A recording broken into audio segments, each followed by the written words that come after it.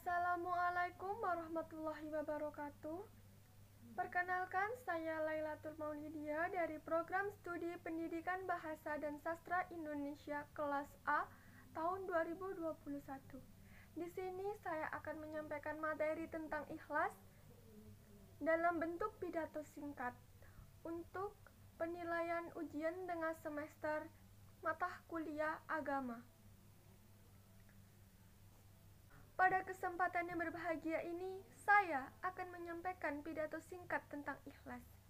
Mungkin semua orang telah tahu apa yang namanya ikhlas. Sering orang yang mengartikan ikhlas itu dengan melakukan sesuatu tanpa mengharapkan imbalan apa-apa. Dalam agama kita, ikhlas adalah melakukan sesuatu karena Allah Subhanahu wa Ta'ala. Ikhlas sendiri yang terdapat dalam praktek-praktek kehidupan kita sehari-hari. Contohnya, ikhlas dalam bekerja, ikhlas dalam beramal, ikhlas dalam mengajar, ikhlas dalam beribadah, dan masih banyak lagi. Nah, contohnya, apabila kita masukkan dalam konteks ibadah, maka ikhlas berarti melakukan ibadah karena Allah Subhanahu wa Ta'ala, bukan orang lain, bukan karena ingin dipuji, bukan karena ingin terlihat soleh, tapi benar-benar semata hanya karena Allah. Allah berfirman dalam surat Al-Bayyinah ayat 5 yang artinya, tidaklah mereka perintahkan kecuali untuk mengikhlaskan agama untuknya. Ayat di atas menerangkan kepada kita tentang berlaku ikhlas dalam beragama. Agama apabila tidak dilandasi dengan ikhlas dan kejujuran akan runyam dan seolah tak berbekas. Orang sibuk memikirkan kepentingan diri sendiri tanpa sedikit pun menempatkan agama dalam prioritas hidupnya. Ikhlas dalam beragama menjadi sangat penting untuk pupuk dalam diri. Karena dengan ikhlas semua urusan akan menjadi lebih terang dan mudah untuk dijalankan. Ikhlas juga menjadi penting untuk praktik dan karena setiap amalan yang kita lakukan tidak sah di mata Allah apabila tidak tanpanya.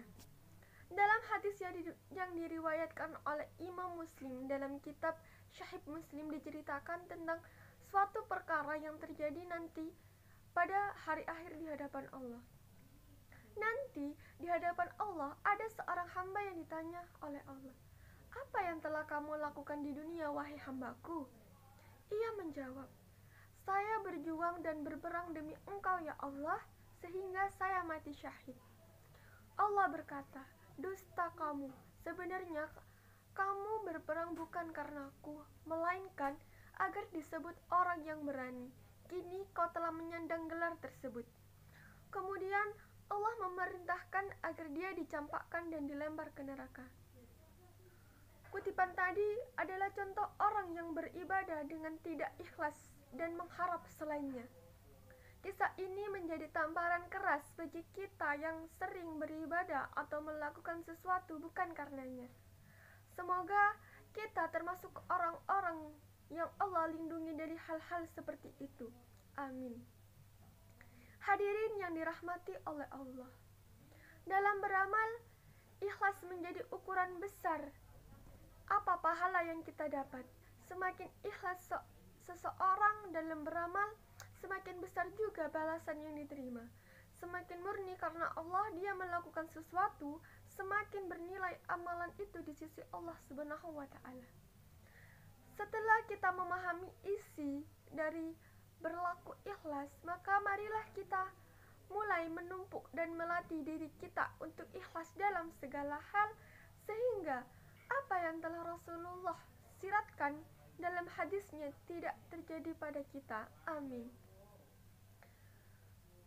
Sekian mungkin hanya ini yang dapat saya sampaikan. Semoga apa yang telah saya sampaikan bisa bermanfaat bagi kita semua. Terima kasih atas perhatiannya. Mohon maaf atas segala kekurangan. Wabillahi taufiq wal hidayah. Wassalamualaikum warahmatullahi wabarakatuh.